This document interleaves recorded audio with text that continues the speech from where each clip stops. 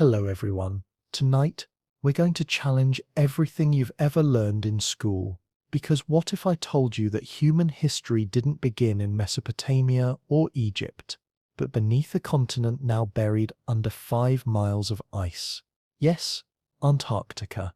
And what lies under its frozen surface might not just be older than any known civilization, it might be the very first one.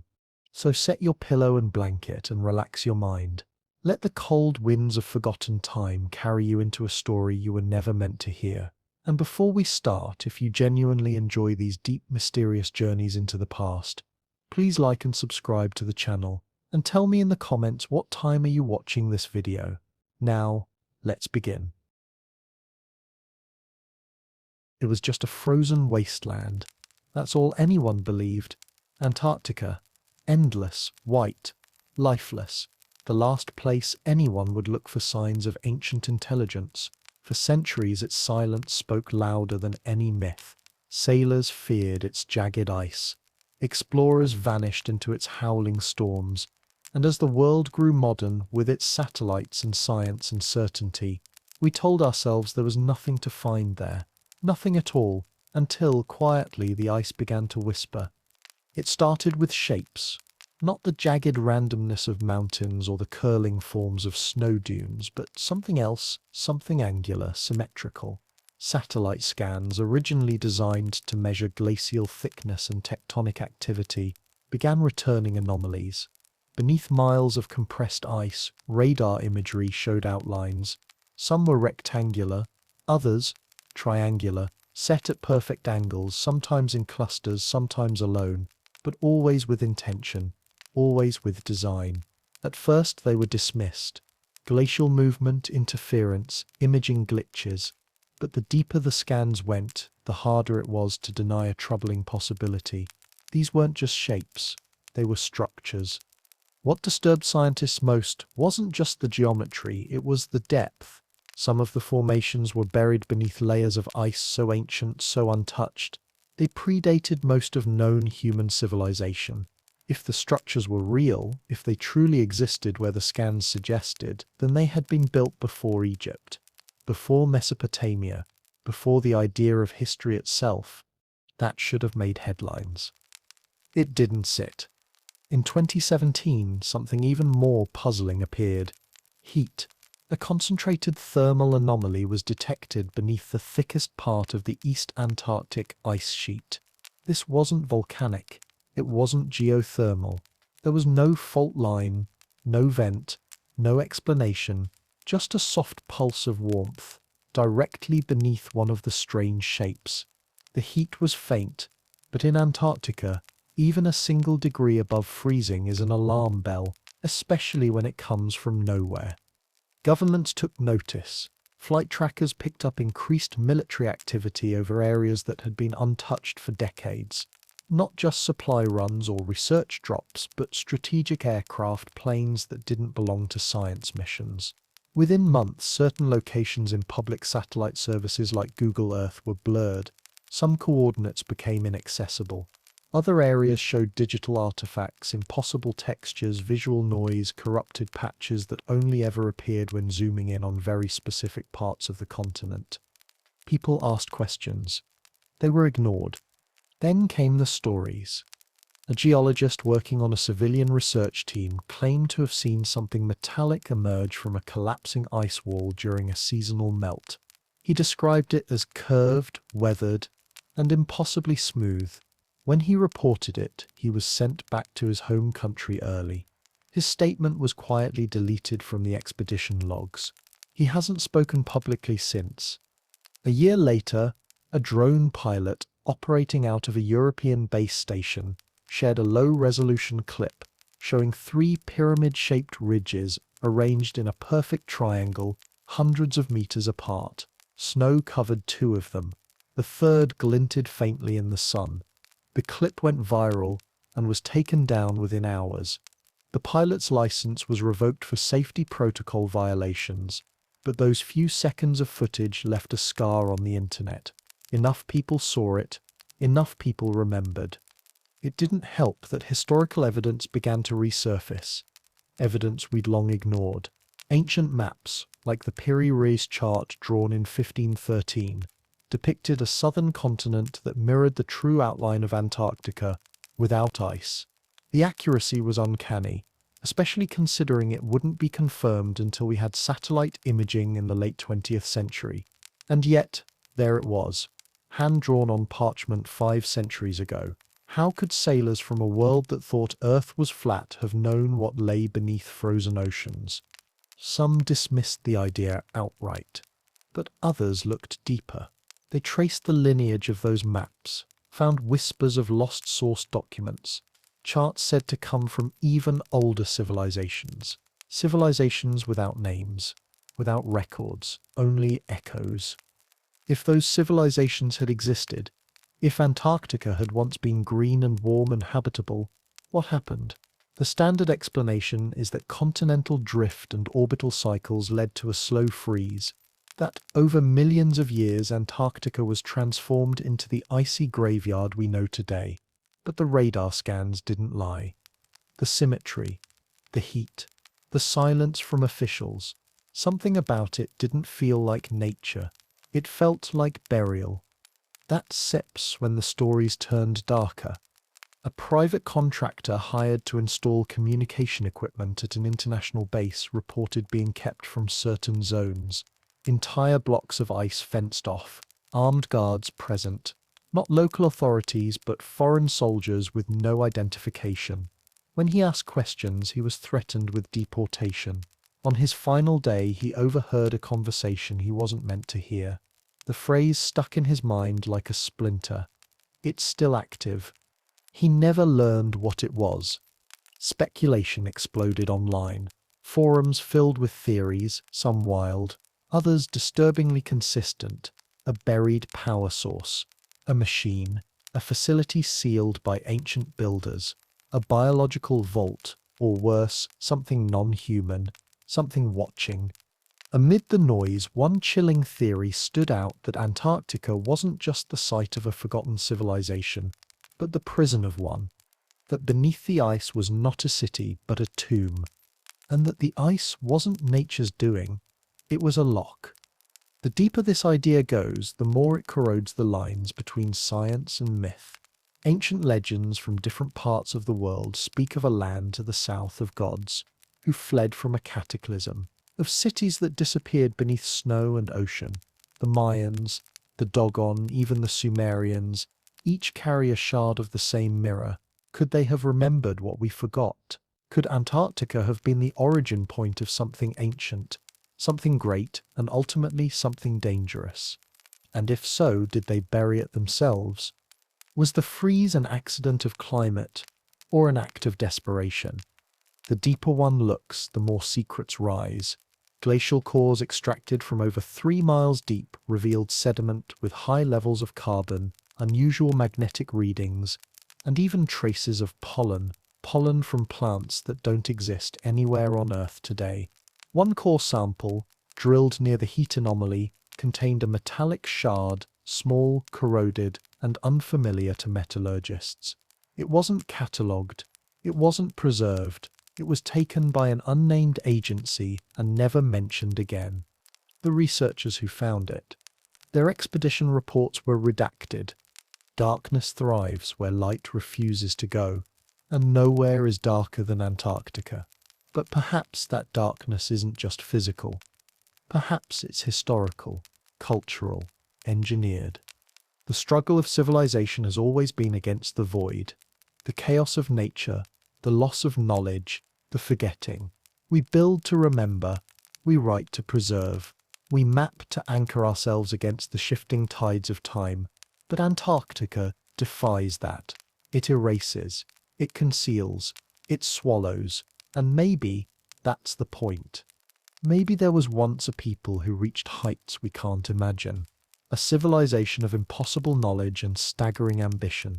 And maybe they made a mistake so great they chose to erase themselves from history, to disappear, to fall into cold silence rather than risk being found. But now we are looking. With every new scan, with every deeper drill, with every blurred satellite image, We get closer to something we don't yet understand. We chip away at the ice. We shine our artificial lights into the dark. And what we find waiting beneath might not be dead. It might be patient. Because the truth is this: Antarctica was never empty. It was hidden.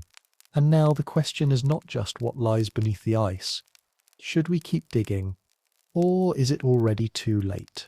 There is something strange about old maps. Something almost magical.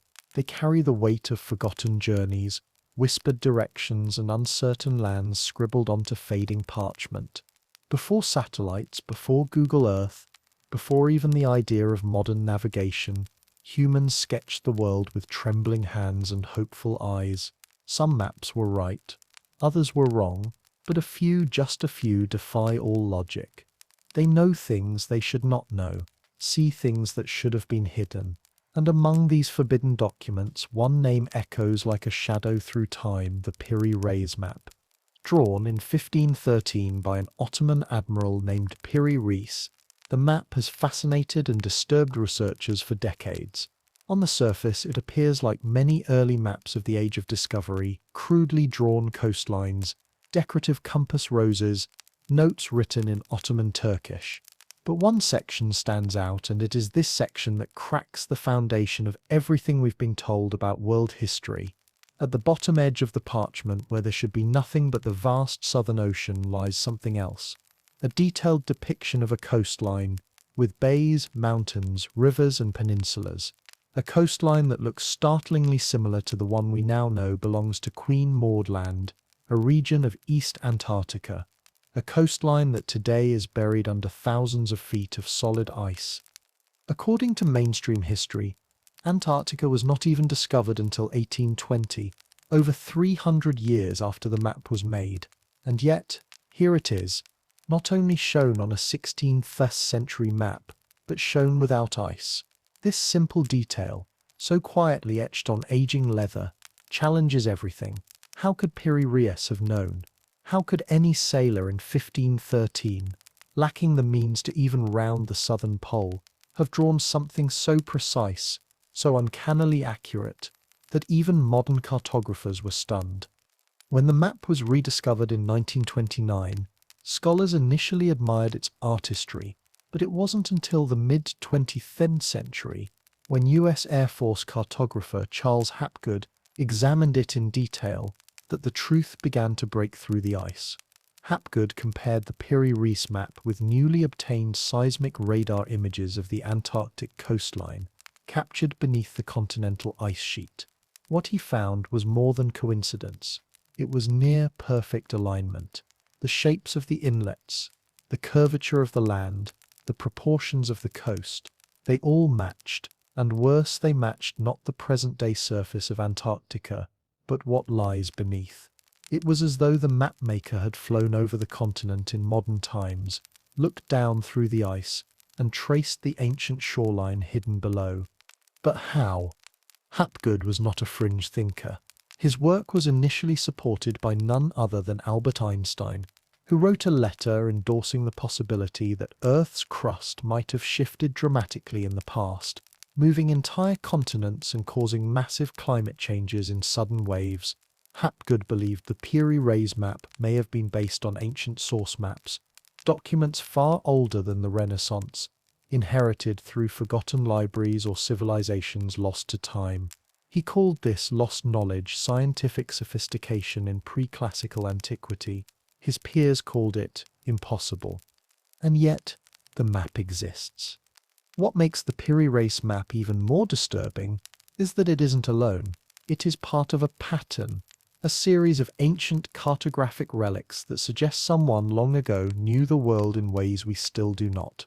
The Orontius Phineas map, drawn in 1531, also depicts Antarctica with remarkable clarity, including mountain ranges that had not yet been discovered by explorers.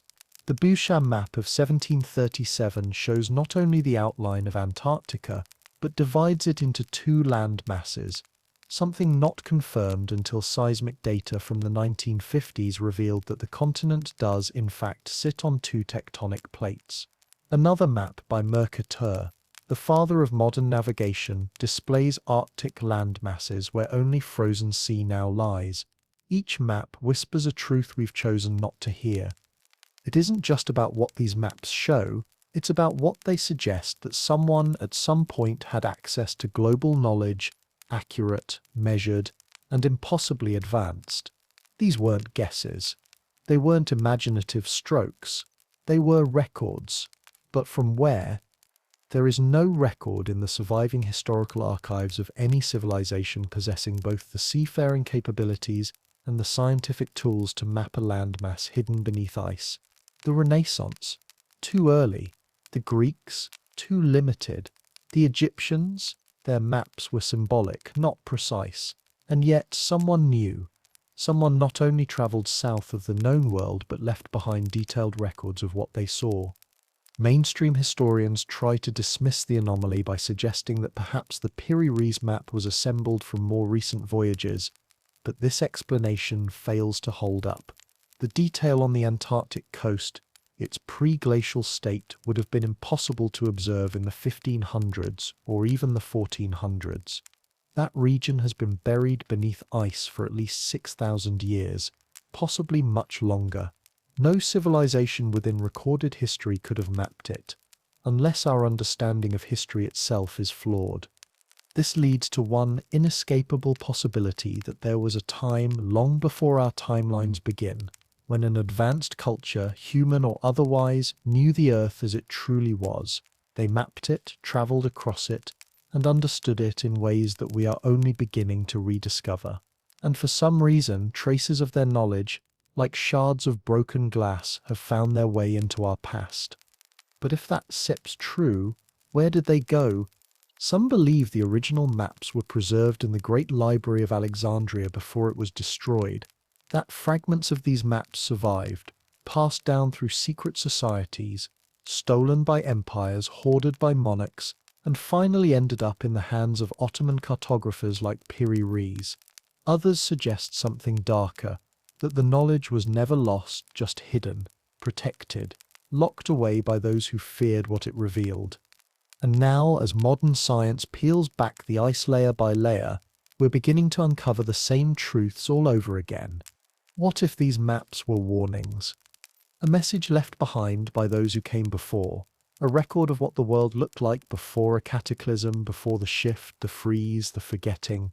Could the coastlines shown without ice be a glimpse into Earth before a sudden disaster altered everything? And if such an event happened once, what stopped it from happening again? The deeper you fall into the mystery of ancient maps, the more disturbing the implications become.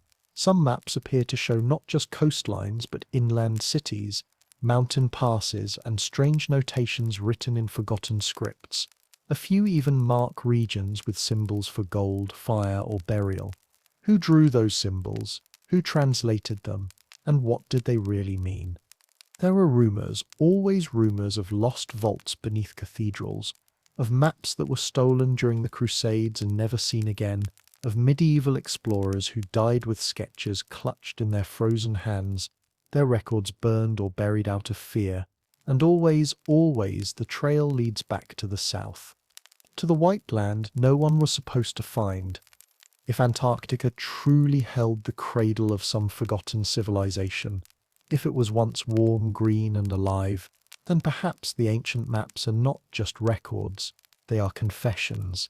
They are the only remaining proof that we were not the first to rise, that once, long ago, others walked the earth with knowledge we can't yet comprehend, and perhaps they fell, buried not only by ice and time, but by choice.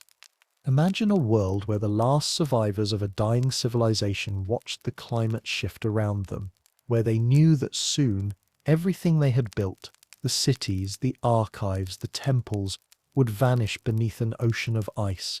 Imagine them scrambling to preserve what they could, sketching maps in desperation, sending messengers across the world with fragments of memory. Imagine their fear, not of death, but of being forgotten. And now, centuries later, we hold their fragments in our hands, but we do not understand them. Instead, we debate their authenticity. We store them in dusty archives, We let governments decide what the public should see. The Piri race map is rarely displayed in full. Some copies have annotations mysteriously missing. Some researchers claim that earlier versions contained even more southern coastline now erased. Why? Why would someone go to such lengths to hide a map, unless the truth it revealed was too dangerous, too disruptive, too close? Perhaps that is why even today, Antarctica remains off-limits in ways most people don't realize. The Antarctic Treaty, signed by over 50 nations, restricts access to most of the continent. No country owns it. No military activity is allowed. No independent exploration without approval. But why such strict control over a place that is supposedly empty? Maybe it isn't about what's on the surface. Maybe it's about what lies underneath. The Piri Reis map, the Phineas chart, the Boucher record, they are all breadcrumbs, scattered pieces of a puzzle no one was supposed to solve, not yet. But now, in the age of satellites and open information, we are beginning to put them together, and what they form is not a picture of what we know, but of what we lost. And perhaps of what we are about to rediscover. Somewhere beneath the ice, in a darkness older than history, the past is waiting, waiting to be found, waiting to be seen, waiting to rise again. But not all truths bring light. Some truths were buried for a reason.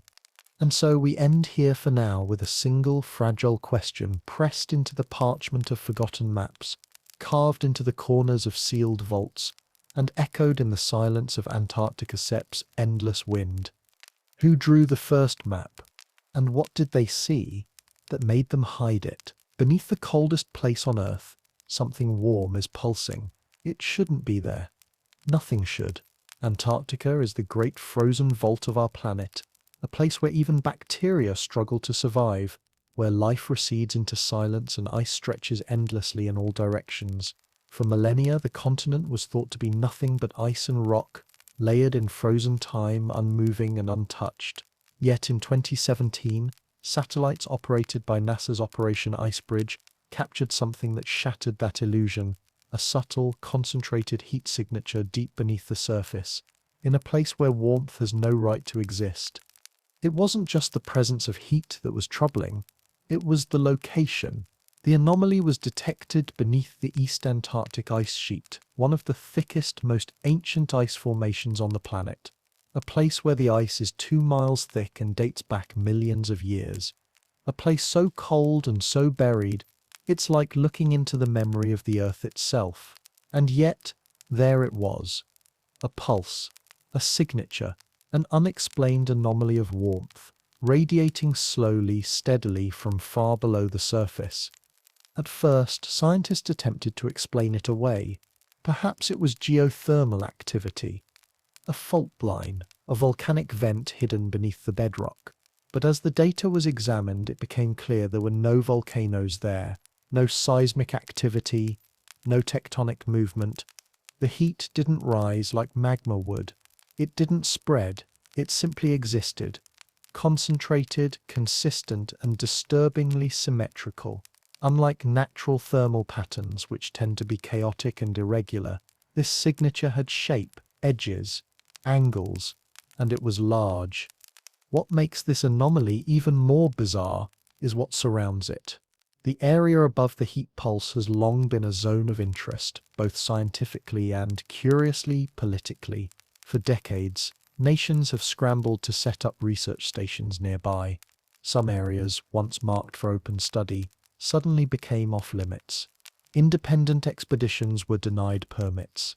Satellite images began showing compression artifacts, strange blurs, and patches that looked edited, erased. All of this raised a question that no official agency wanted to answer. If the heat wasn't from natural causes, what was it? There's something ancient and unsettling about the idea of buried heat.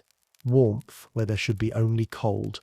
Life, or remnants of life, in a place declared dead, and then came the rumors. A former geophysicist who had worked with NASA on early Icebridge datasets spoke anonymously to a researcher in the independent science community. He claimed the shape of the anomaly, when fully processed through subsurface imaging, resembled more than just a warm zone. It resembled a grid. A large, structured area with straight lines, parallel ridges, and rectangular voids. A layout, not a lava chamber, not a natural formation, something designed. The world didn't set here that part. In the official releases, the anomaly was brushed off as a curiosity, a minor geothermal pulse. A blip, nothing more. But behind closed doors, international interest in the region spiked, satellite coverage increased, data from ground-penetrating radar was classified, and in the following year, reports emerged of sudden construction near the area, temporary installations that came and went without public records. The silence around the anomaly became more telling than the anomaly itself. And then there's the shape. Multiple researchers who have analyzed the available topography and satellite data claim that the outline of the heat zone resembles something unmistakably human, the faint structure of a buried city, one large central formation flanked by smaller clusters arranged in grid-like patterns. It is, of course, impossible to prove without physical excavation, but in a place buried beneath 2 miles of ice, physical proof may never come. So instead, we're left with whispers and data, bits and pieces of a picture no one is allowed to complete. But why would a city be buried there? The idea seems absurd, and yet when you line up the puzzle pieces from the previous episodes, the shape begins to form. We already know from the Piri-Reis map and other ancient sources that Antarctica was not always frozen. There was a time, long before modern history, when it may have been lush and habitable. If an ancient civilization had developed there, flourishing in isolation, creating technologies or cities we can barely imagine, and then was swallowed by ice after a catastrophic event, what would remain? Perhaps this: a slow dying warmth beneath the ice, a heartbeat, long forgotten, a city frozen in place, silent but not entirely dead. But there's something more chilling. Something that goes deeper than thermal scans and geological studies. Some researchers have noted that the temperature of the anomaly is not consistent year after year.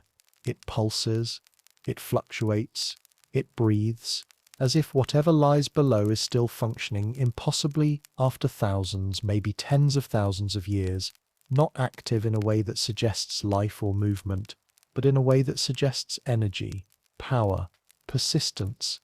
And if it is some form of technology, what is it powering? Could it be a machine, a reactor, a vault, or something more abstract?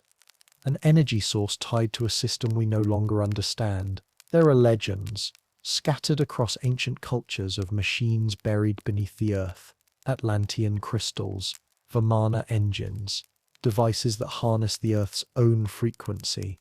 Could this be one of them? Some believe so. One fringe researcher, who has since disappeared from public life, released a theory shortly before vanishing.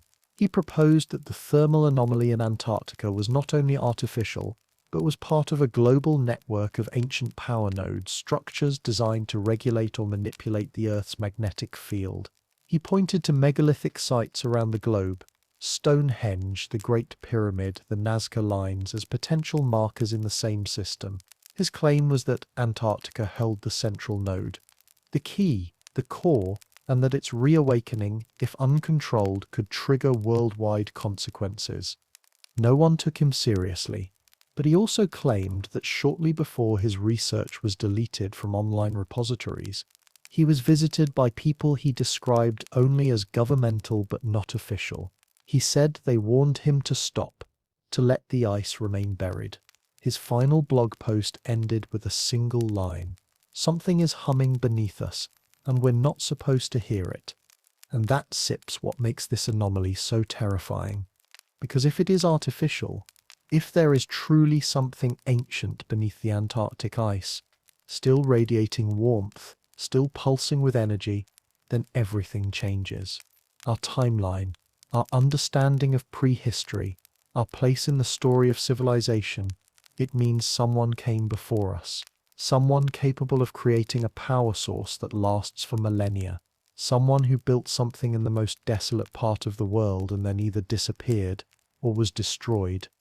And perhaps it wasn't just time or climate that buried them.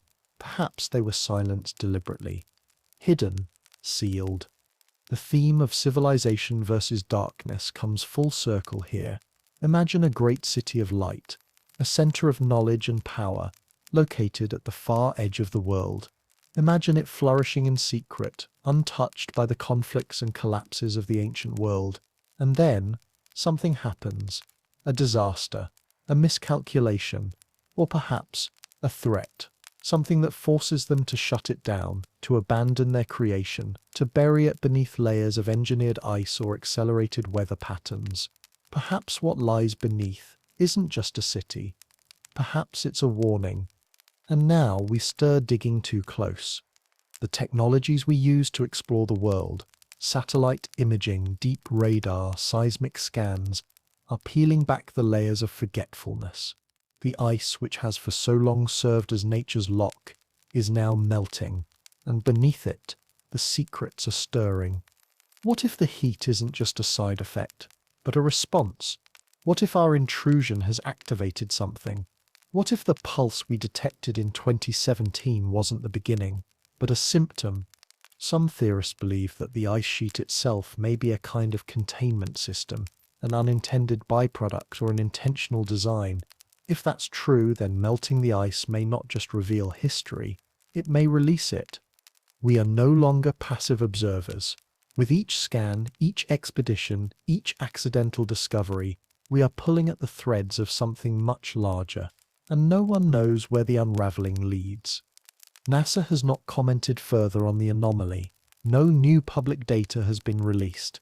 The last published findings on the thermal irregularity were quietly archived with no follow-up. Journalists who once tried to investigate the story have moved on. Researchers who hinted at artificial explanations are now silent. The official narrative remains unchanged.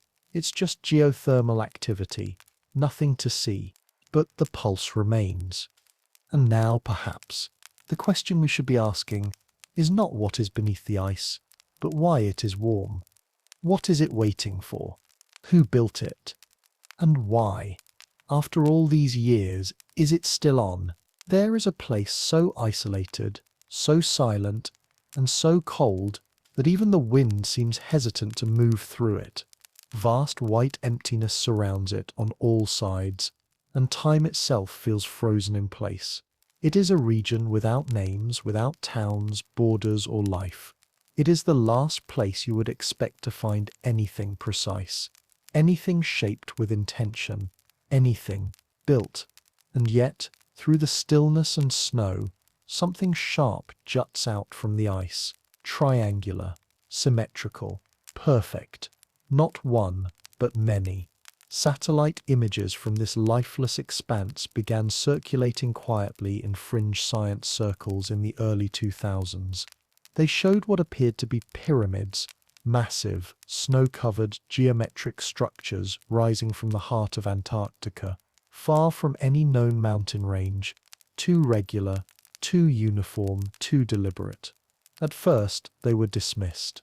Tricks of light, optical illusions, the mind grasping for order in chaos. The first widely shared image showed a peak in western Antarctica, its three visible sides forming near-perfect equilateral triangles. At a glance, it resembled a pyramid as clear and sharp as anything in Egypt. But this was no sand-covered ruin beneath a desert sky. This was a monolith rising from glacial ice, surrounded by hundreds of miles of nothing. No mountains flanking it, no geological structures consistent with natural formations, just an object, standing alone, whispering a question into the void. What is this doing here? What followed was a wave of speculation, much of it ridiculed by mainstream science, but none of it fully debunked. As more satellite data became accessible to amateur researchers and digital cartographers, more shapes appeared. Some were partially buried, their peaks barely visible above the snow. Others formed clusters, three-point configurations that mimicked ancient star maps. All were located in places that, on paper, should be inaccessible. And yet, there they were, not drawn by hand, not imagined by dreamers, but captured by machines from above. Geologists were quick to offer explanations. Nunataks, they said, mountain peaks that pierce through the ice, shaped by wind and erosion over millions of years. The symmetry, they claimed, was coincidence. Pareidolia, the human brain trying to force familiar patterns where none exist. But then came the measurements. Researchers compared the angles of the Antarctic pyramids to known structures. One particular formation, located in Ellsworth Land, was found to have base angles of nearly 60 degrees, identical to the angles found in the Great Pyramid of Giza. Another, located more than 600 kilometers away, mirrored those same proportions with only minor variation. Even erosion, powerful though it may be, does not produce such consistency across vast distances. Nature is chaotic, but these shapes seemed intentional. And the location, always the location, was wrong. The claimed nunataks were too far from tectonic fault lines, too isolated from other known peaks. In many cases, no surrounding range exists at all, just one shape, standing alone, as though placed, not formed. The ice surrounding them, when analyzed through radar imaging, also displayed anomalies. Subsurface voids, flat plains beneath the surface, empty chambers encased in frozen stone. In one instance, a faint circular pattern was found etched into the snow surrounding a peak, as if the ice had once melted and refrozen, revealing something beneath, some structure now erased by wind but not forgotten by the satellite's eye.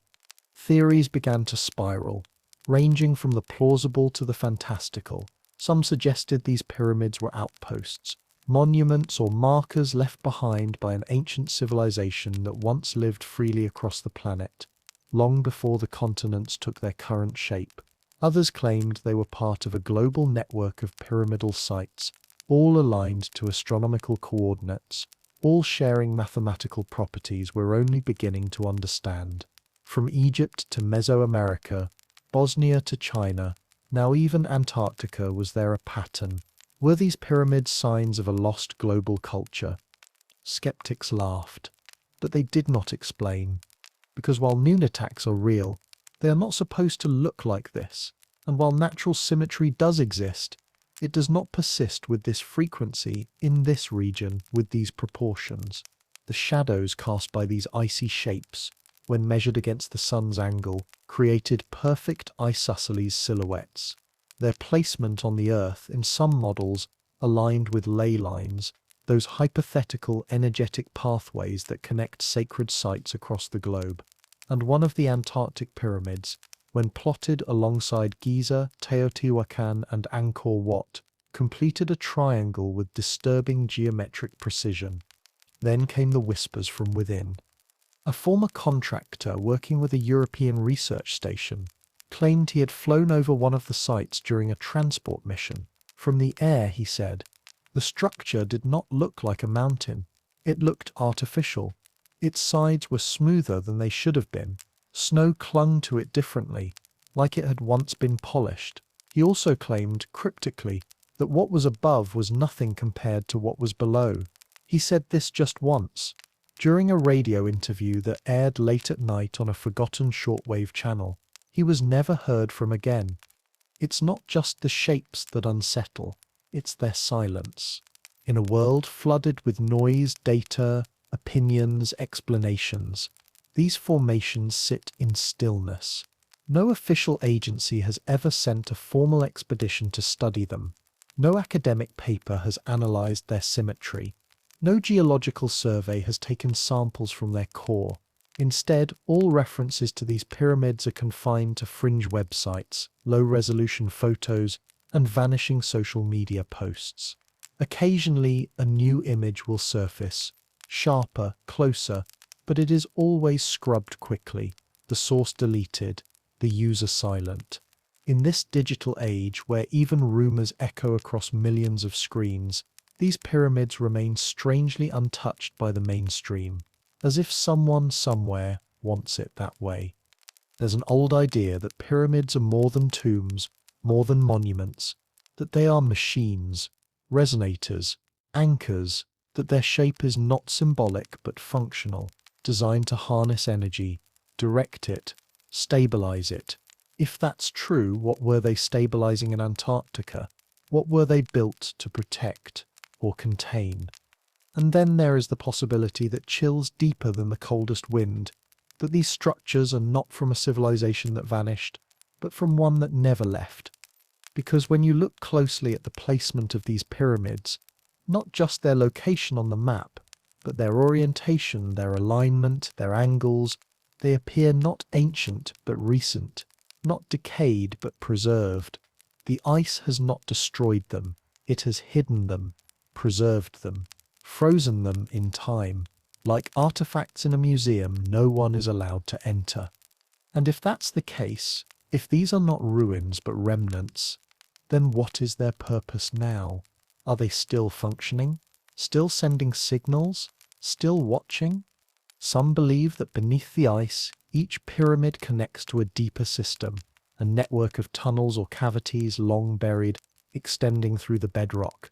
One leaked document, allegedly from a private expedition in the 1990s, describes sonar returns from beneath one of the structures, vast hollow spaces, hundreds of feet below the surface, too regular to be caves, too dry to be natural.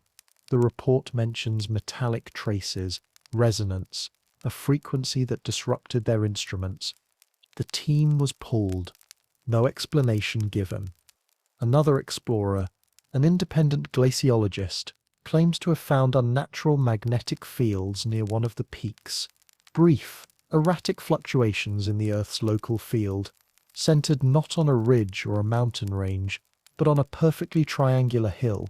He submitted his findings to 3 scientific journals, and so the story continues, not in headlines, not in history books, but in fragments, pixels, coordinates, whispers. Those who believe the pyramids are real, truly artificial, point to an older history, a time before the flood myths, before the Ice Age, before recorded time, a world where knowledge flowed freely, where the earth was mapped and measured, where certain places were marked for reasons we can no longer decode. Antarctica, they say, was not a mystery to these people. It was a hub, a sanctuary, or maybe a vault. They suggest that the pyramids were placed there deliberately, not just to survive the coming ice, but to guard what lay beneath.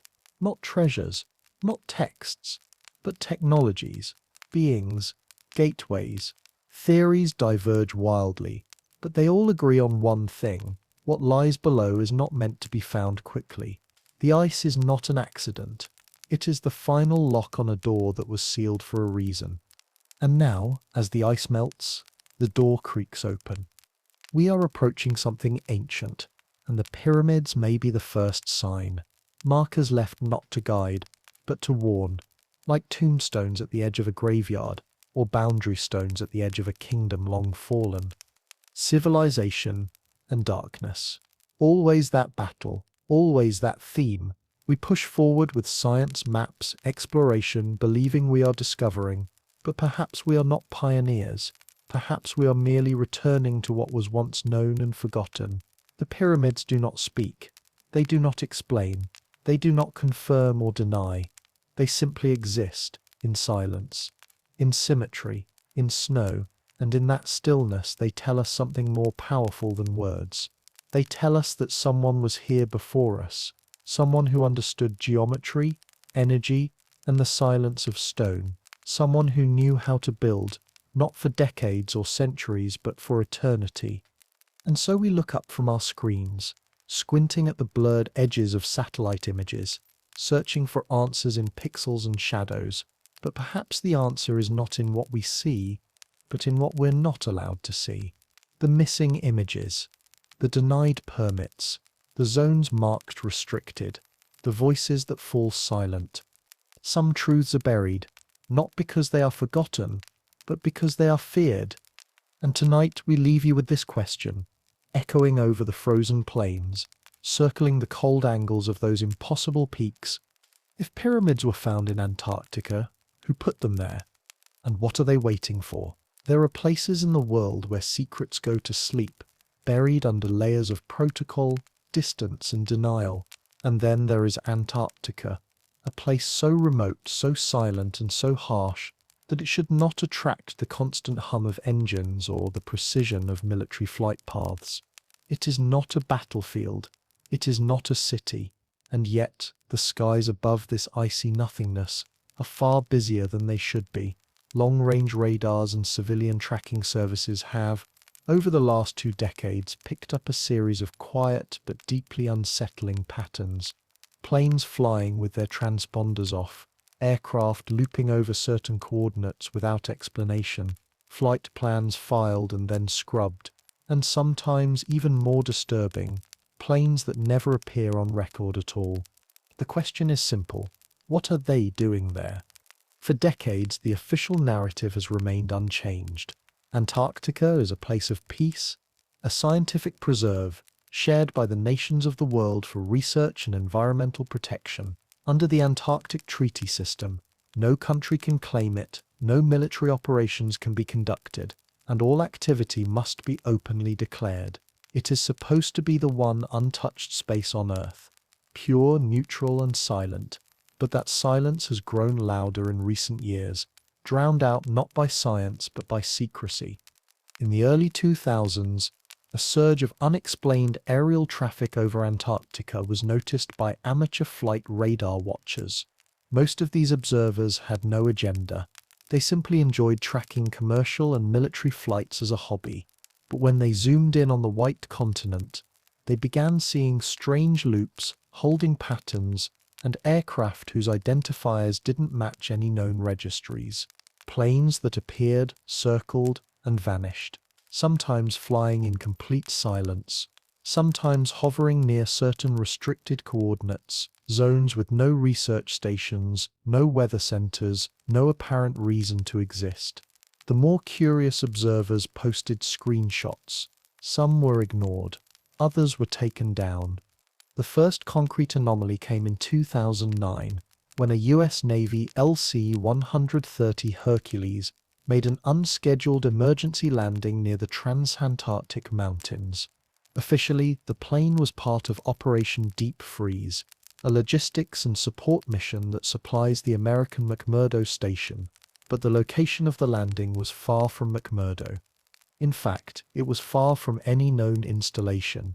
Rescue crews were dispatched, but no formal statement was ever released regarding the nature of the emergency. The crew was extracted, the aircraft was abandoned, and within weeks the coordinates of the landing site were blurred on satellite imaging services. The pilot of that flight, who retired shortly after the incident, was interviewed once in an off-the-record podcast episode that has since disappeared. He never spoke openly, but according to the host, he described seeing something that wasn't supposed to be there. A flash of metal, a structure, a signal. He used the phrase cold hum to describe the sound beneath the ice, and then he went silent. Over the next 5 years, multiple countries increased their presence in Antarctica. China, Russia, and the United States. All began quietly expanding or building new research bases, some of which were placed in remarkably isolated regions, far from supply chains and previous installations. These weren't temporary camps. These were hardened facilities, built to last. Some with underground components. Satellite images showed massive solar arrays, defensive perimeters, and strange heat signatures coming from below the structures. Yet none of these developments were ever highlighted in international environmental reports. When asked, officials cited climate study and glaciology. But the pattern continued. Australian Antarctic Division aircraft were spotted landing in unregistered zones. A private European jet filed a flight path to a coastal airstrip near Princess Elizabeth Land, then disappeared from radar for over 10 hours. When it reappeared, its signal was shifted by several degrees, as if it had taken off from a different location. Civilian flights over Southern Ocean routes began reporting navigational interference when passing near Antarctic air corridors. And in 2016, A commercial satellite captured what appeared to be a black triangular aircraft parked near an unmarked runway etched into the snow. The image was removed within 24 hours. The hosting site claimed it was a data error. The implications of these events are staggering. If nations are building secret installations in Antarctica, in defiance of international treaty, it begs the question why. There are no cities to defend, no resources worth guarding, not at those latitudes, not under that much ice. The continent is expensive, hostile, and logistically nightmarish. So why pour millions into building there? Why fly covert missions over an empty land? Unless it is insect empty. Theories began to emerge, some more grounded than others.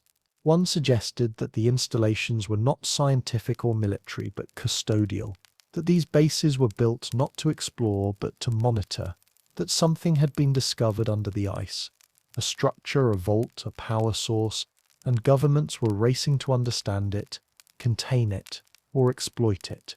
Another theory argued that these flights were delivering equipment, not for research but for excavation, that beneath the ruse of climate science, teams were drilling, melting, or blasting their way into something long buried. And then there's the darkest theory, that something was not just found but awakened, that the sudden surge in secret flights and base construction wasn't preparation, it was response. There are fragments of unofficial reports from operatives claiming to have served on joint military teams near the Antarctic Peninsula. They speak of underground facilities, narrow access tunnels, and rooms lined with data equipment monitoring non-natural seismic activity. One report described a chamber, lit by bioluminescent panels, humming with power. Another mentioned strange artifacts, black stone tablets etched with symbols no linguist could identify. But these reports are impossible to verify. Their sources vanished, their documentation deleted, and yet the stories linger, passed from one quiet researcher to another like forbidden maps. Then came the satellite blackout of 2019. For over 3 hours, multiple Earth monitoring satellites experienced temporary data loss when passing over central Antarctica.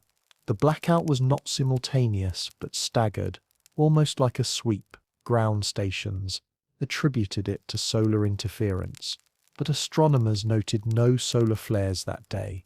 Space weather was quiet. Yet the satellites, some military, some civilian, went blind. And during that window, a private weather balloon launched from Argentina picked up a sudden spike in radio frequencies coming from Antarctica's interior. The signal was narrow-band, repeated in pulses. It was not natural. It stopped as suddenly as it started. Some believe this signal was a test. Others believe it was a call. Whatever it was, it adds to the growing sense that Antarctica is no longer just a frozen blank spot on the map. It is a stage, a vault, a scar on the earth where something old is stirring. And the flights, those strange loops, those silent missions, they are not errors or coincidences. They are part of a larger pattern, a dance around a secret no one is willing to name. Why are certain zones marked as restricted? Why are civilian expeditions quietly discouraged from entering large swaths of the continent? Why have independent drone flights been intercepted, shut down, or jammed when nearing specific coordinates? These aren't random events. They are acts of containment. Something is being shielded, hidden, guarded. And perhaps most chilling of all, there are rumors that some of the flights aren't from here. Radar anomalies over the South Pole have recorded aircraft traveling at impossible speeds, breaking wind resistance, turning at angles that defy inertia. No known military technology can replicate such maneuvers, and yet the radar returns are there. Blips that appear, dance, and vanish. Drones. Probes? Something else? A Chilean scientist stationed at O'Higgins Base claimed to witness lights hovering over the mountains one night. He described them as silent, spherical, and pulsing. His report was dismissed. His footage confiscated. He now works in the private sector and refuses interviews. One particular case stands out above all others. In 2021, A retired airline pilot was permitted to fly a charter over the Southern Ocean on a special research route. He filed a flight plan that skirted the Antarctic border, but did not enter it. Midway through the journey, his instruments began to fail, compass spinning, altimeter fluctuating, GPS signal lost. He was forced to make a course correction, and in doing so inadvertently flew over a restricted zone. What he saw, he said, would never leave him. He described a base, not like McMurdo or any known installation, but massive, spread across the ice like a spider, long corridors, antenna arrays, lights glowing beneath the snow, structures shaped like wedges, not industrial, not scientific, something else. As he corrected his course, a voice crackled through the radio, not from civilian ATC, not from military channels, just one phrase, repeated twice. "You've seen enough." He landed safely. His report was classified. He has not flown since. So what is happening in Antarctica? Why the bases? Why the flights? Why the secrecy? Perhaps this continent, once thought to be dead and empty, is in fact the most alive place on Earth. Not in the biological sense, but in the historical, in the energetic, in the forgotten. Perhaps it is the last threshold between what we know and what we were never meant to discover. A place where ancient intelligence rests, buried not by time but by design. A place where the lines between technology and myth blur, where civilizations go not to die, but to hide. And now, the ice thins. The skies grow busy, and the silent war of secrecy begins to crack. In the cold, engines hum, shadows pass overhead, data is erased, coordinates are changed, and in the middle of it all the question hangs in the air, heavier than the coldest storm. If there are no cities in Antarctica, then why are we guarding it like one? The world is not just what we see, it's what we are not allowed to see. Antarctica, draped in white and silence, seems at first glance to be the most honest continent on Earth. It hides nothing behind cities, politics, or human chaos. It appears to be a place without history, but that's just the surface. Below the ice, something very old waits in the dark. And now, bit by bit, stories are emerging, not from official sources, not from papers or podiums, but from voices on the edge of fear and courage. People who were once part of something, then removed, silenced, not because they lied, but because they saw something too real. It began not with a scream, but a whisper. In a forgotten online forum for retired contractors, a user posted a cryptic message. They didn't want to find it, but they did. Not human, not dead either. The post was removed in less than a day, but it sparked a ripple.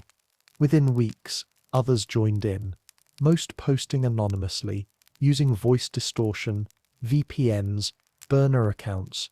All of them claimed to have been part of Antarctic missions. Not public ones, not research, something else. One user, claiming to be a support engineer for a private defense contractor, described being flown to Antarctica under the pretense of installing communications gear at a research station. He said the flight plan changed mid-air. He and his team were rerouted to a remote location in East Antarctica.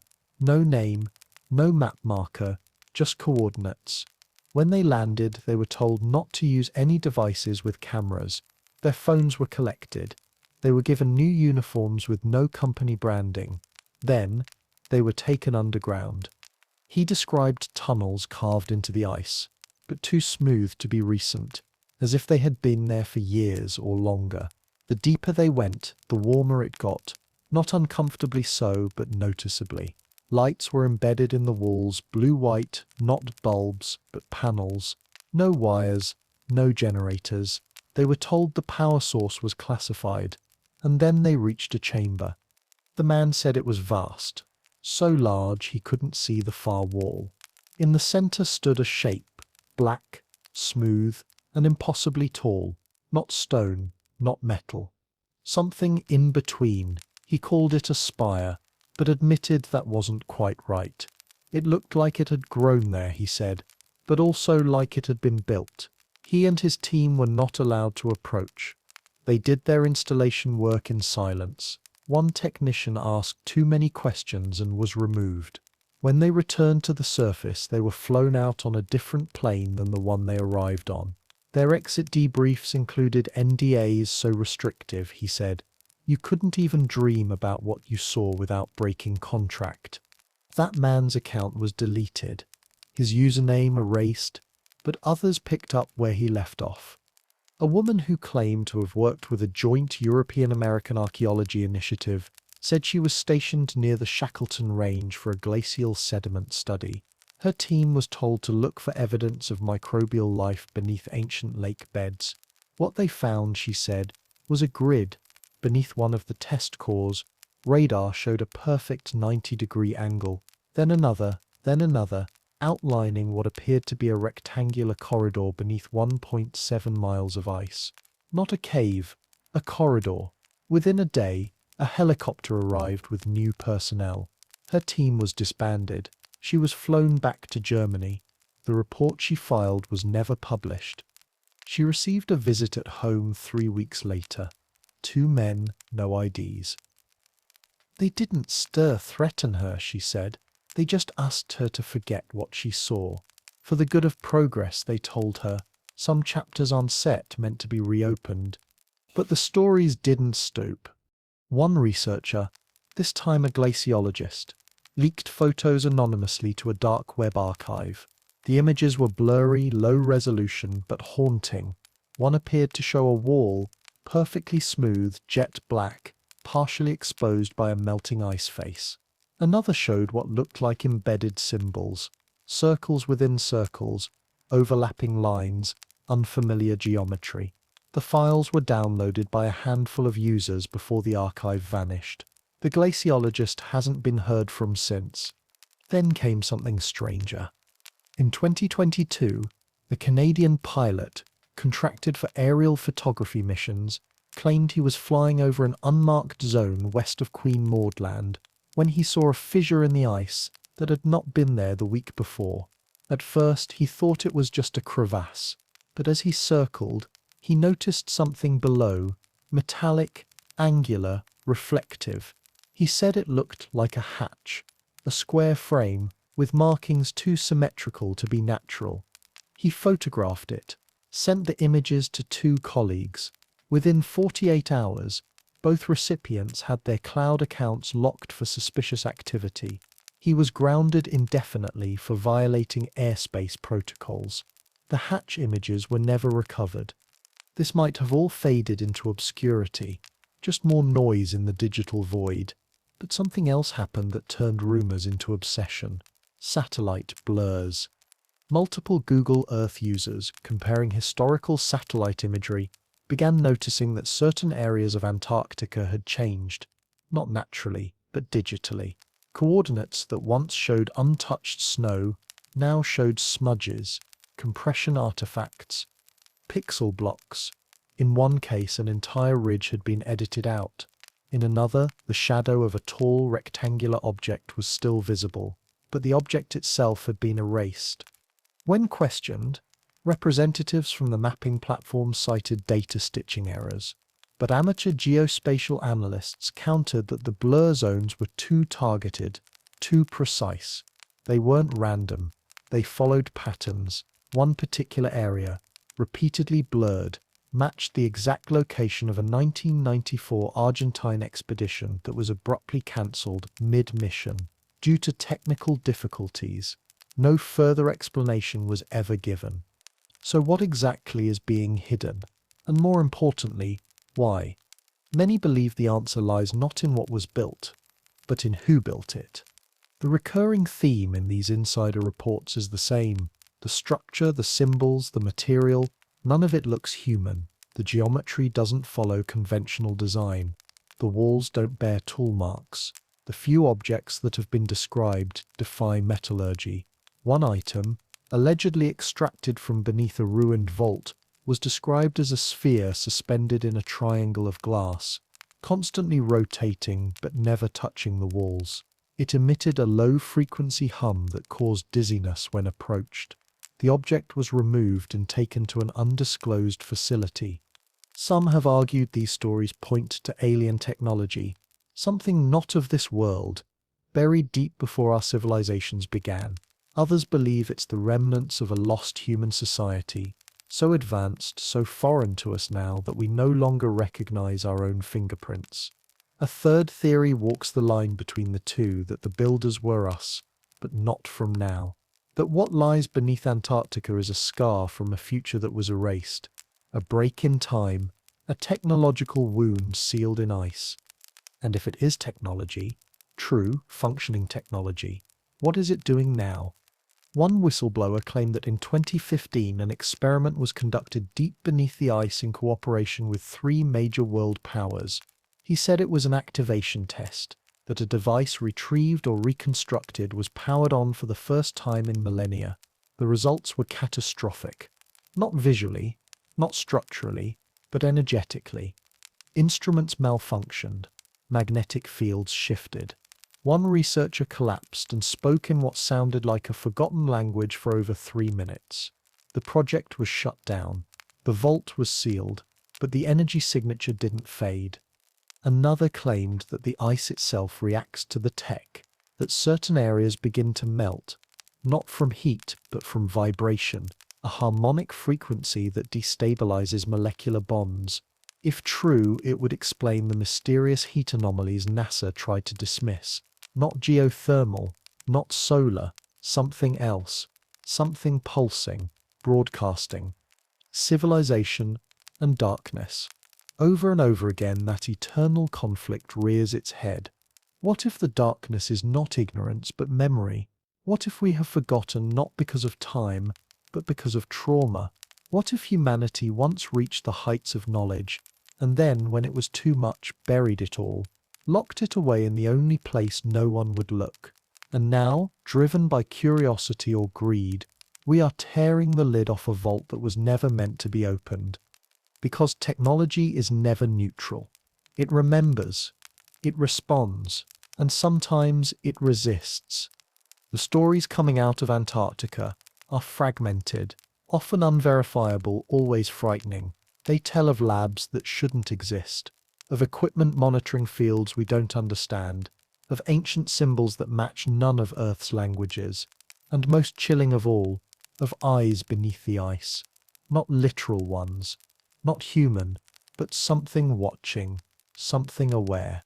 It is said that 3 scientists vanished in 2018 after traveling too close to a restricted ridge. Their names were never released.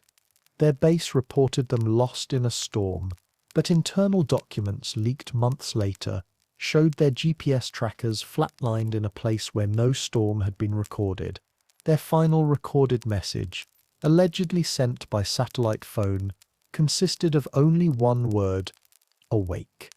And perhaps that is the real fear. Not that we will find something, but that something will find us. Antarctica may be the last hiding place of a truth, too big, too old, too dangerous to face.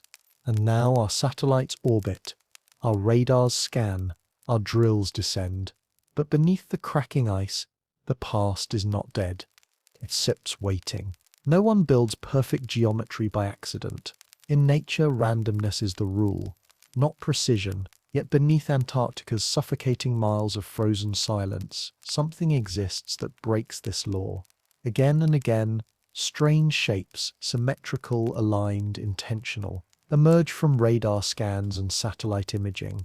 Not enough to confirm, but far too many to dismiss. Massive triangular forms that resemble pyramids. Circular depressions that appear carved rather than weathered, long corridor-like trenches aligned to cardinal directions.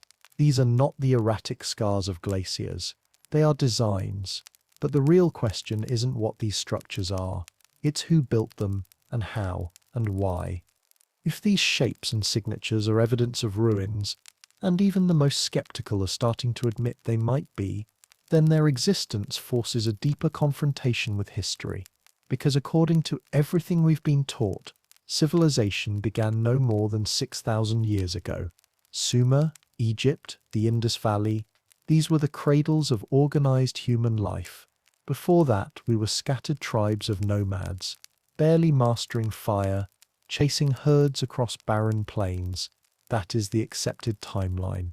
But if there are massive, intelligent constructions under the Antarctic ice, they predate not only Egypt, but every known human society.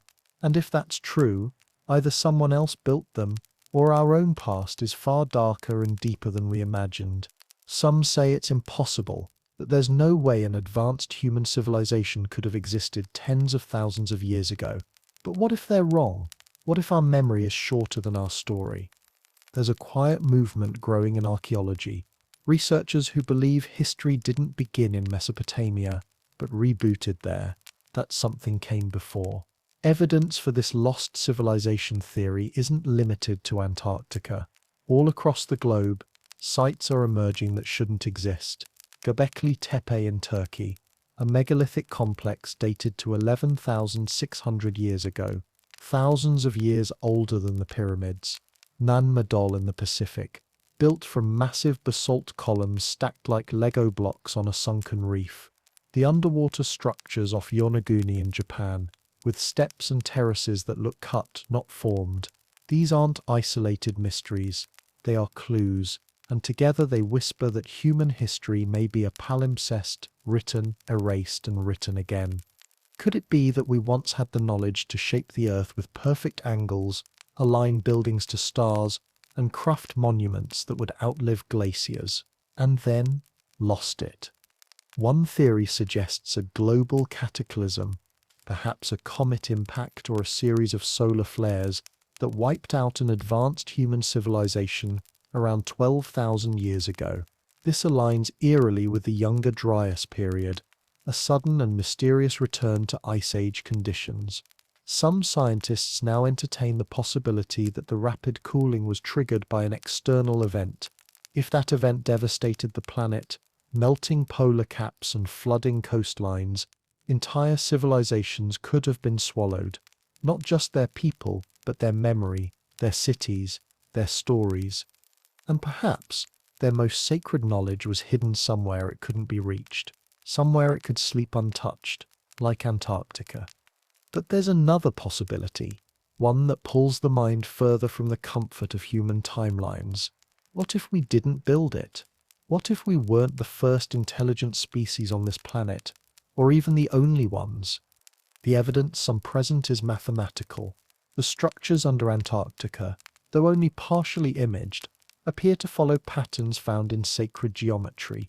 Ratios like the golden mean, phi, pi, mathematical constants, that appear in biological life, spiral galaxies, and ancient architecture. These patterns show up not just in Giza and Stonehenge, but also in the supposed formations beneath the ice. Perfect equilateral triangles, circular arrangements echoing the flower of life, corridor systems aligned not to the magnetic north, but to true celestial north, suggesting a builder with astronomical knowledge. If humans did this tens of thousands of years ago, they were far more advanced than anything currently accepted. But what if it wasn't human at all? What if the builders came from elsewhere? Ancient astronaut theorists propose that long ago, visitors from another star system made contact with Earth, perhaps to observe, perhaps to guide, perhaps to leave a mark. These visitors, possessing technology beyond anything we can understand, might have erected these structures as beacons, data storage, or even shelters. Antarctica, with its isolation and then temperate climate, would have been a perfect staging ground. If the climate shifted rapidly, burying their creations under ice, it would explain why they remained hidden for so long. This theory is often mocked, but it refuses to die, especially as more details emerge. For instance, several insiders have reported that beneath certain buried structures, materials have been discovered that don't match any known metal. One whistleblower described black glass that bends light. Another, a cube that floated in midair and emitted a sound like breathing. These objects, if real, are not products of pre-industrial humanity. They are beyond what we can create today. Could they be remnants of something not of this earth? Skeptics ask why no trace of such a civilization exists elsewhere. But what if it does? Just buried, scattered, or misunderstood. Myths across cultures speak of sky people, star teachers, gods descending in chariots of fire. The Dogon tribe of Mali knew about Sirius B, an invisible companion star, long before modern telescopes. The Sumerians spoke of the Anunnaki, beings who came from the heavens to shape mankind. The Egyptians, the Mayans, the Aboriginal Australians, all have stories of ancient knowledge granted from above. Are these just myths, or fragmented memories of a forgotten truth? And then there's the chilling idea that the builders never left. Some believe that Antarctica is not a tomb, but a vault, that the technology under the ice isn't just abandoned, it's dormant, waiting, preserved not by chance, but by intention. If that's true, then activating or disturbing that technology could have consequences we cannot predict. There are even those who say that world governments have already tested it, that brief surges in magnetic fields, unexplained signals and seismic disturbances in the region may be symptoms of something stirring beneath the surface. In 2018, a scientist from a South American team vanished for 3 days. When he returned, he claimed to have been inside a place where time doesn't work. His colleagues dismissed him as traumatized by exposure. He was sent home and placed under psychiatric observation. Before being transferred, he told one journalist, "They weren't human, but they built this for us, or because of us." His statement ended there. None of this is confirmed, and maybe that's the point. Because whoever built these structures, if they exist, left no writing, no language, no sculptures of their own kind, just shapes, geometry, and silence, like an intelligence that communicated not with sound but with design, not with emotion but with purpose. That kind of intelligence doesn't need monuments. It needs function. It builds for effect, not ego. And maybe what lies under Antarctica isn't just a city or a temple. Maybe it's a device, a system, something that does something. A few theorists have gone even further, suggesting the possibility of a planetary energy grid, a network of power nodes across the Earth built along natural energy ley lines. In this model, the structures under Antarctica would serve as a polar anchor balancing the entire system. If the ice melts too far or the wrong mechanism is triggered, the balance could be disrupted. Not a superstition, but a resonance event, a cascade, like pulling the wrong thread in a web. And that brings us back to civilization and darkness. What if this has happened before? What if ancient humans once lived among these structures, not understanding them fully but benefiting from them until they pushed too far, activated something, caused a collapse? What if the Ice Age itself was not entirely natural but a reset, a cooling shield to cover the Earth and quiet the grid? And now, here we are again, digging, scanning, intruding, not realizing that the darkness we fear isn't beneath us, it's behind us, our own shadow, our own forgotten sin. In the end, we still don't know who built it. Maybe it was us before the fall. Maybe it was them before they left. Or maybe there is no them, no us. Just a cycle of intelligence rising, collapsing, and rising again, each time losing a little more memory, a little more truth. Until one day we look upon our own reflection in ice and ask, is that me, or a ghost of who I was? And if the builders do return, will they come to reclaim what's theirs or warn us again?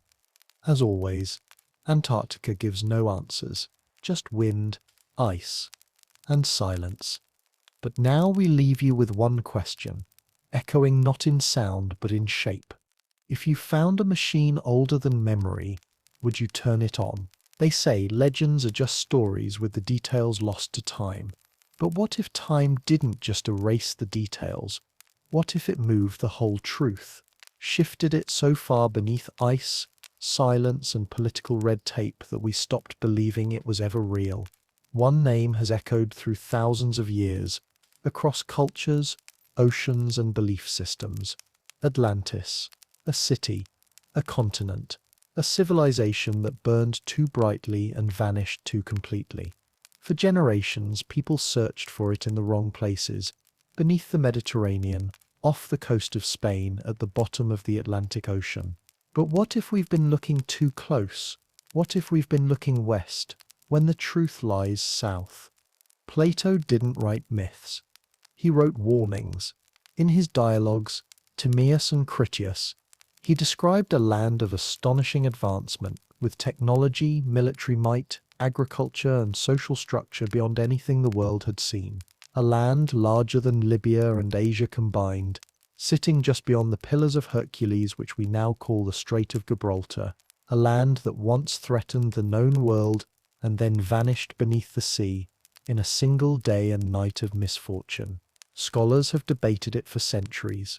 Was he talking about a memory passed down from survivors of an ancient cataclysm, a metaphor for moral decay and hubris? Or was he telling the truth as it was told to him, an echo of something horrifyingly real? Now we look again at Antarctica, a place frozen in isolation, hidden beneath ice that reaches miles in depth. A place that, millions of years ago, was warm, verdant, alive, covered in forests, rivers, coastlines, and possibly cities. Modern satellite scans reveal patterns in Antarctica's buried structure: ringed formations, gridded ruins, unnatural elevations, all erased from visible mapping platforms. And more disturbingly, these formations bear an eerie resemblance to Plato's description of Atlantis: concentric rings of land and water. A central island surrounded by moats and canals, an organized artificial layout meant for both defense and beauty. How could Plato, writing 2,400 years ago, describe a city so similar to what we're only now discovering under the ice? Geologists know that Antarctica was once much farther north, before the continental drift pushed it toward the pole. It's possible that tens of thousands of years ago, perhaps during the last interglacial period, it enjoyed a temperate climate. The land was not buried then. It would have been capable of supporting not just life, but civilization, farming, architecture, culture. The Earth was very different then. Sea levels were higher. Climate was chaotic. And during that time, according to flood myths from nearly every ancient civilization, something massive happened. The world drowned. Every corner of the planet has a story of water swallowing the land. From the Sumerians to the Hopi, the Aztecs to the Hindus, the Maori to the Norse, all tell of a flood that wiped out an earlier age, a time when humans, or something like us, thrived before the deluge. And in many of these myths, the flood comes not from divine punishment alone, but from imbalance, from technological arrogance, from touching forces we were not ready for. That is where Atlantis lives, in the cracks between advancement and annihilation. And now, Antarctica presents itself not just as a frozen desert, but as a candidate for that ancient stage of hubris and fall. Critics argue that Plato's Atlantis was clearly in the Atlantic, but they forget something. Ancient geography didn't follow our terms. Beyond the Pillars of Hercules could have meant anything west or south of the Mediterranean, and as sea levels rose and lands shifted, continents changed. Antarctica may not have always looked the way it does now. The Piri-Reis map, a 16th century cartographic enigma, shows the continent's northern coast without ice, hundreds of years before modern science knew what was underneath. How did the cartographer know? And if they knew the shape of the continent, what else did they know? More curiously, in ancient Egyptian texts, many of which inspired Plato's account, priests spoke of Zep-Tepi the first time, a golden age before history began, when the gods walked among men and great civilizations ruled the world. When Atlantis fell, survivors, according to legend, fled in all directions. Some went to Egypt, others to the Americas, carrying with them knowledge, symbols, star maps. Could that explain the strange similarities between pyramid structures in Egypt, Mesoamerica, and now under Antarctic ice? We don't want to believe it, because if Antarctica is Atlantis, then history is wrong, not a little wrong, but catastrophically so. Entire timelines collapse. Evolutionary theories must be re-examined, and the idea of linear progress, the belief that we are the pinnacle of civilization, begins to crack, because something came before us, something smarter, or at least something more in tune with forces we have long since forgotten. Satellite thermal scans have revealed odd temperature signatures deep beneath the ice cap, ones that appear in geometric alignment. Not volcanic, not geothermal, artificial. If Atlantis was a city powered by some advanced system, perhaps a resonance-based energy grid, or a crystal-powered network as some fringe theorists suggest, could it still be warm?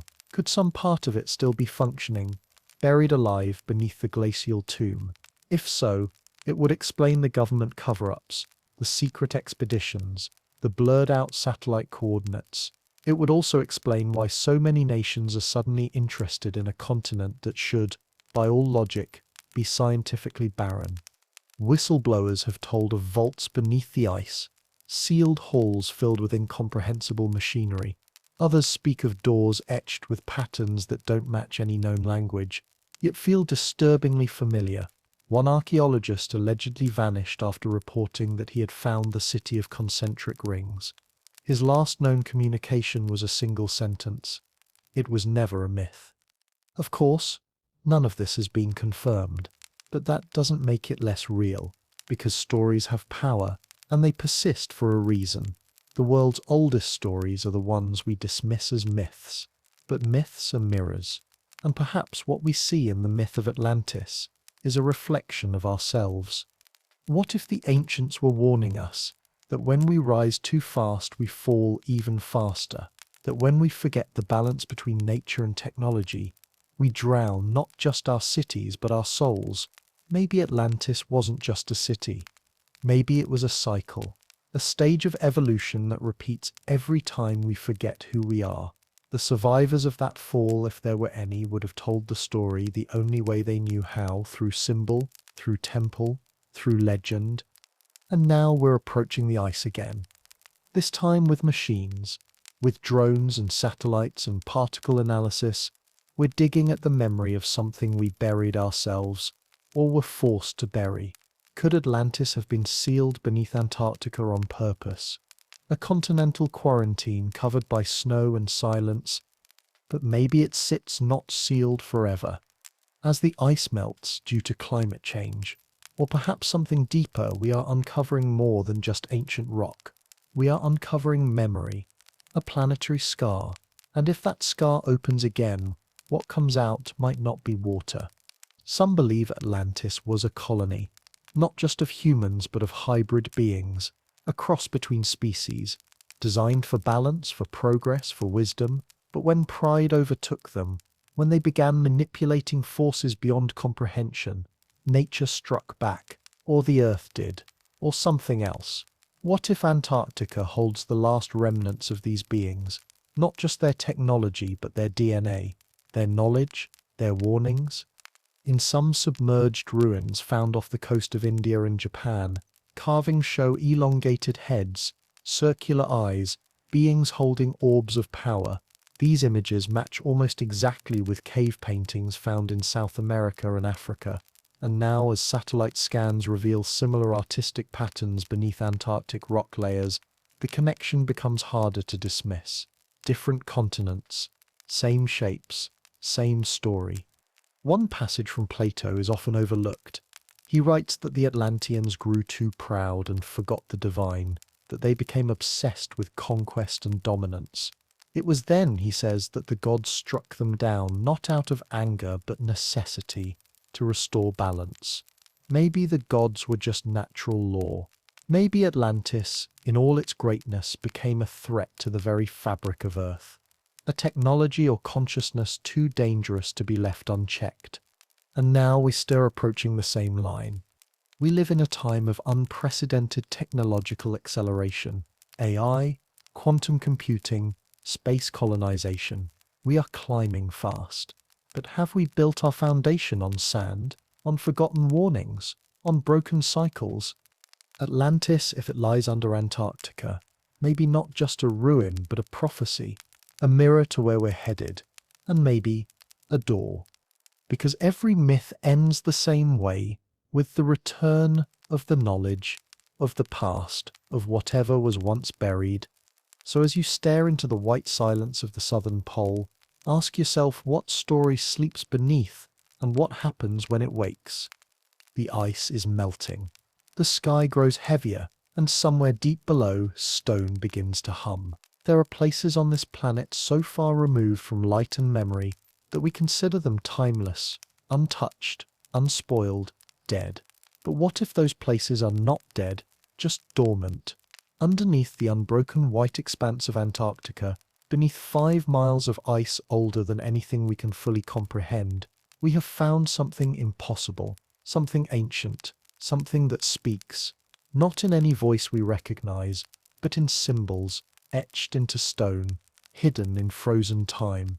We weren't meant to find them, not yet, maybe not ever. And yet, here we are. In 2012, an international scientific expedition drilled deep into the East Antarctic ice sheet, attempting to retrieve one of the oldest and deepest ice cores in human history. The mission was simple on the surface: study ancient air pockets trapped in the ice to better understand Earth's climate history. But as the drill descended past the known layers, something changed. The core samples began revealing strange anomalies, organic material embedded in ancient ice. At first they thought it was contamination, but when carbon dating revealed the material to be over 20 million years old, doubts turned to awe and then fear. Buried inside the core was not just ice. There was stone, fossilized wood, even moss, evidence of a thriving ecosystem once blanketing what we now call the coldest place on Earth. But the most disturbing find came later, when they reached a layer so old, so deeply buried, that the instruments began to fail. Inside that core was a single flat slab of rock. Unlike the others, it wasn't rounded or weathered. It was smooth, too smooth, as if someone had polished it. When the team thawed the surrounding ice in the lab, they noticed patterns, not cracks, not fossils, symbols. No language known to man matched them. The symbols were composed of straight lines, spirals, intersecting triangles, repeating arcs. Some bore resemblance to proto-cuneiform, others to early Vedic glyphs, but none were exact, and they were not random. The etchings formed a sequence. Not a picture, not a message, but a formula, something coded, structured, alive with intention. Some scientists were thrilled, others unnerved. What kind of intelligence existed before the last ice age, before Homo sapiens even emerged? And what kind of mind decides to carve a message into stone, then bury it 5 miles beneath a frozen wasteland? Of course, this discovery never made the public announcements. It was classified. The team was divided. Samples were shipped under armed escort to undisclosed labs in the US, Russia, and China. Those who spoke of it were blacklisted from further Antarctic missions. One technician later posted anonymously, "It wasn't just writing. It was a warning. You could feel it, like the symbols were watching you back." But that wasn't set the end. More missions, quiet ones, were launched in the years that followed. In 2015, a German team drilling in Queen Maud Land encountered something similar. This time, the slab was buried not in ice, but in rock, sealed in a chamber deep beneath the glacier. The slab was larger, darker, and not alone. It was part of a wall, and all across the wall, more symbols. Thousands of them. No two identical, like a dictionary for a forgotten tongue, or a machine's logbook. One archaeologist reportedly called it the Rosetta Stone of the Deep. The wall, if it could even be called that, was made of a material no one could identify, not granite, not basalt, something else. It resonated when touched like a tuning fork, but produced no echo. When a laser was pointed at the wall's surface, the beam diffused unnaturally, bent, scattered. It was as if the material didn't reflect light, but absorbed and rearranged it. One theory was quietly floated. This wasn't a wall at all. It was a container. But for what? Some suggested a data vault, others a containment structure. One even whispered the phrase dimensional gate before laughing nervously. No one laughed for long, because the symbols, after weeks of study, began to show patterns, not in their form, but in their frequency, like code, like a script, repeating not in space, but in time. A researcher with a background in harmonic physics noticed something else. When the symbols were arranged in sequence and assigned tone values, they produced a melody. Not music, but sound. Resonance. Frequencies that corresponded to certain regions of the electromagnetic spectrum. When played aloud, animals nearby reacted, disturbed, disoriented, and human participants reported strange dreams. Some heard whispers, others saw visions of structures beneath deep oceans, of starless skies, of a cold that wasn't natural, of cities built not for life but for containment. And always, the eye, a symbol found in almost every recovered inscription, a circle within a circle, surrounded by four radiating lines. Sometimes the eye was upright, sometimes inverted, but it was always there, watching, marking, as if whatever the message was, the eye was the author, or the subject. One whistleblower claimed to have decoded a partial translation. The symbols were not language in the traditional sense, he said. They were dimensional keys, mathematical representations of space and consciousness. The message, if he was correct, read something like this. We fell, we warned. It sleeps. 3 phrases. No verbs, no subjects, just fragments, but enough to terrify. If true, what exactly sleeps? What was the warning? And who is we? Some believe the messages were left by a civilization not just older than ours, but different. A civilization that understood the universe in ways we cannot even approach. Not technologically more advanced, but structurally, cognitively, capable of bending space, time, and matter with thought. Perhaps they saw the end coming. Perhaps they created a vault, not to escape it, but to remember it, or worse, to lock it away. And now we are opening it. Others believe the symbols are not ancient at all, but future, left behind by a timeline that collapsed, a warning to versions of us that had not yet made the same mistake. In this theory, the messages are echoes, not from the past, but from what might come. We are not discovering ruins, we are uncovering memory, frozen echoes of mistakes we haven't made yet. But the implications are the same. The ice is not just water, it is memory, time, and warning. Google Earth blurs continue to appear over the same coordinates. Satellite imagery is scrubbed. Journalists are blocked, expeditions cancelled, but amateur researchers continue the search. In one case, a drone pilot working near the Antarctic coast captured footage of what appears to be an opening in the ice, perfectly round, lined with a black metallic edge. The footage was uploaded to a private server and removed within 24 hours, but one frame remained, a still image showing a faint pattern along the edge of the opening, symbols, the same ones found on the slabs. In every case, the message is not direct. It is not friendly. It is not angry either. It is mechanical, cold, as if whatever wrote it had long since lost emotion, or never had it to begin with. More disturbingly, a new pattern has emerged. In regions where these symbols are found, magnetic anomalies begin to occur. Compasses fail, clocks skip, batteries drain, and people, those exposed to the symbols for too long, begin to change. Subtly, a technician in one lab began drawing the symbols unconsciously. Another, a linguist, began speaking in an unknown tongue while asleep. Most disturbing of all, one researcher was found frozen to death beside a core sample, his fingernails clawed with the same circular eye. No explanation was given. The base was evacuated.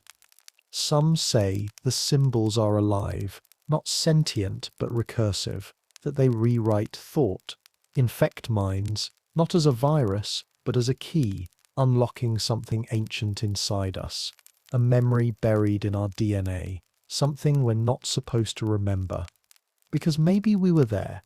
Maybe we weren't the first to find the message, but the last to leave it. The message might not be a message at all. It might be a test, a measure of readiness, a countdown, and when all the pieces are uncovered, when the full pattern is seen, something happens. The question is, what? As of now, the full translation is impossible. Too many pieces missing. Too many minds scared to look. But those who have glimpsed even fragments agree on one thing. The symbols are not a call for help. They are a seal, a lock, and we are the ones breaking it. So now we stand at the edge. Drills humming, satellites watching, machines digging into what should have remained untouched. The ice thins, the messages increase, and somewhere far below something stirs. Maybe we were meant to find the message, or maybe it was never meant for us at all. Either way, we've heard it now. The eye is open. What if everything we thought we knew about history was wrong? What if the maps we memorized, the timelines we trusted, the milestones of humanity we celebrated, were all the echoes of something far older and far more terrifying? As we reach the final stretch of this journey, after symbols in the ice, forbidden maps, heat anomalies, ancient pyramids, secret bases, and a forgotten language carved into stone, we are left standing at the edge of a single question, a question that shakes the very pillars of civilization, faith, and memory. What if it all began, not in Sumer, not in Egypt, but in a land buried under ice, a place erased not by time, but by decision? What if the beginning of human history was frozen on purpose? The pieces are scattered across millennia, just like the shards of a shattered mirror, all reflecting fragments of the same truth. One shard shows us the Piri-Reis map, etched centuries ago, somehow showing Antarctica without ice, its mountains and coastlines perfectly accurate, despite being drawn long before satellites, long before aerial photography, long before Antarctica was even discovered. Another shard shows pyramids, not in Egypt or Mexico, but in the middle of nowhere, rising from the ice in symmetrical perfection.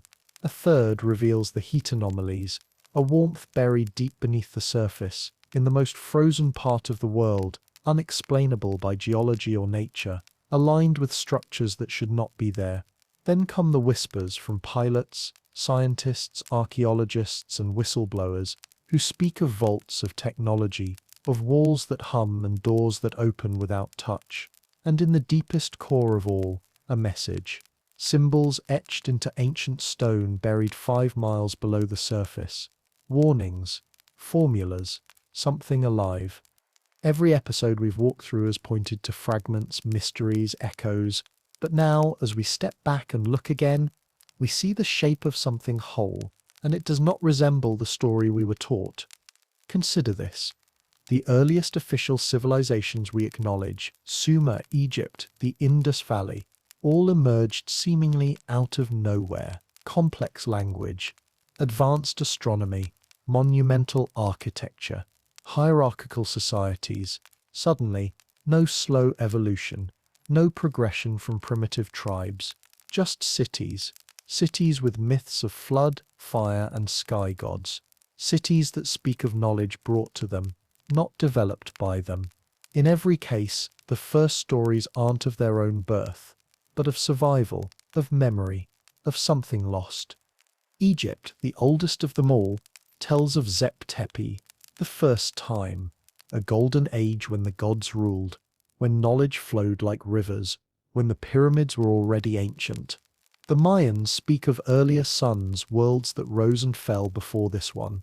The Greeks whispered of Atlantis. The Sumerians wrote of the Anunnaki. All different names, same pattern. A great civilization, lost. Could they have been speaking of Antarctica? If a civilization once thrived in Antarctica, tens of thousands, maybe hundreds of thousands of years ago, it would explain everything. The pyramids beneath the ice would not be anomalies, but survivors. The warm anomalies wouldn't be geothermal flukes, but remnants of power sources still faintly pulsing after eons of silence. The structures, perfectly geometric and aligned, would not be mysteries, but blueprints, and the symbols, the messages in the stone, would be warnings from a time before memory. Because here's the truth no one wants to say aloud. Ancient civilizations did not begin in deserts or riversides by accident. They began there because they had to. They were displaced. They were survivors. The origin was elsewhere. Antarctica wasn't always frozen. We know this scientifically. Millions of years ago it was green, fertile, alive. Forests stretched across its lands. Rivers cut paths through its valleys. But not just millions of years ago, even as recently as 120,000 years ago, evidence suggests there were temperate periods, windows of warmth amidst the glacial ages. Enough time for something intelligent to rise, something to build, something to thrive, and then vanish. What would a civilization that old even look like? Not bronze, not stone, something different, something we can't classify because we never evolved from it. We evolved after it. If they mastered energy not through combustion but resonance, if they encoded knowledge into symbols that interact with matter, if they didn't build cities above ground but beneath it, then what we found under the ice isn't just debris, it's testament. It's the last chapter of a book we never knew existed. And what of the cover-ups? Why are parts of Antarctica blurred on satellite images? Why are governments maintaining permanent military presence in a place with no war? Why are research bases built in restricted zones, with private airstrips and non-disclosure protocols? Why do flights get diverted from passing overhead? Why do those who speak out vanish? Because what lies beneath Antarctica could end history as we know it, not just by revealing a new origin, but by making the old one obsolete. Every institution, academic, religious, political, rests on the assumption that history moves in one direction forward. But what if that's wrong? What if history moves in cycles? What if we are not the first global civilization, but the second, or the fifth? Think about what we found. The pyramids, the most iconic symbol of ancient knowledge, exist all over the world. Egypt, Mexico, Sudan, China, and now Antarctica. Always built with mathematical precision, always aligned to stars, always echoing the same ratios. It's as if the builders were trying to leave us a trail, a map, a message. We were here. We understood. You can too. The Atlantean myth says the city was punished for hubris, destroyed by floods and fire. But what if that was not divine wrath, but consequence? What if they built something they couldn't control? A weapon, a portal, a consciousness, and when it began to unravel, they sealed it in the one place no one would reach, the coldest, most remote, most inaccessible point on Earth.